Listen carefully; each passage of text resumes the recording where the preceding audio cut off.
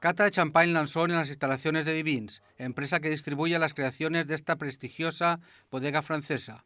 Para ello contamos con el máximo especialista de la casa, el brand ambassador de Sí, Lanson, bueno, Jean Clozel. pues y la verdad es que lo rosado pues lo tenemos que valorar porque realmente ese tipo de vino es un trabajo enorme para el jefe de bodega, el enólogo y bueno, pues realmente el que conoce un poquito de vino pues sabe que son vinos muy finos y así, o sea, sí, esto lo tenemos que valorar. El trabajo que haya por debajo, por atrás de todo rosado, pues se tiene que valorar mucho.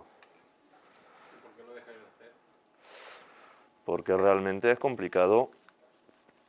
Hacer un rosado de ensamblaje con añadas viejas es muy complicado.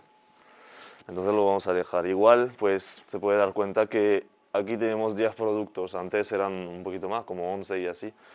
Así que decidieron reducir un poquito la gama para que sea más claro para los clientes. Y ya está.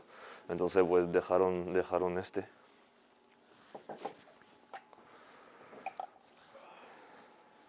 Pero realmente no lo dejamos porque no se vendían, porque bueno, estos vinos sí se vendían mucho, que ya no hay, así que, así que bueno, quiere decir que se vendió. Perdón, muchas gracias. Entonces este rosado, pues rosado en ensamblaje, 7% vino tinto de Pinot Noir también.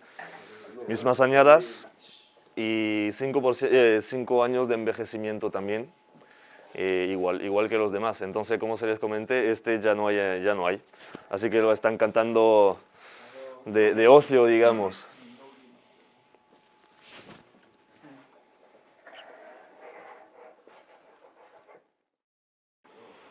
Sí, tira un poquito como ámbar, pero realmente es un color pálido y bueno, pues se nota que es un rosado de ensamblaje, que no lleva el color que llevan los de maceración. Por ejemplo, para darte una idea, no sé si ves el rosado de Laurent Perrier, pues, o el de Tétanger, no, aún más el de Tétanger, por ejemplo. El de Tétanger lleva un color mucho más marcado, casi, bueno, rojo como esto no, pero bueno, casi.